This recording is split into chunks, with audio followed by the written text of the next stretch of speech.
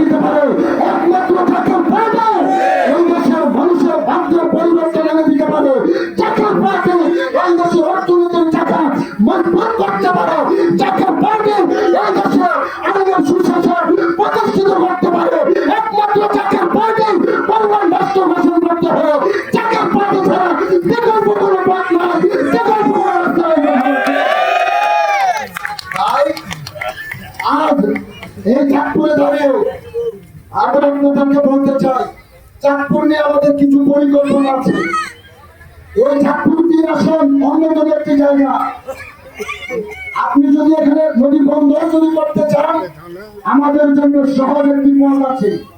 আজ আমরা চিটাগাঙ্গে যাইতে হয়, বিদেশ থেকে কোনো ইম্পোর্ট করবে, খুলনাতে যাইতে হয়, সেখান থেকে আমাদেরকে মাল নিয়ে আসতে হয়, বিদেশি কোনো পণ্য।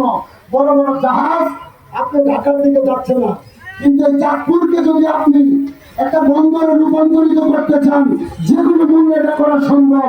আপনার সঠিক চিন্তাধারা উদ্দেশ্য যদি আপনার সঠিক হয়,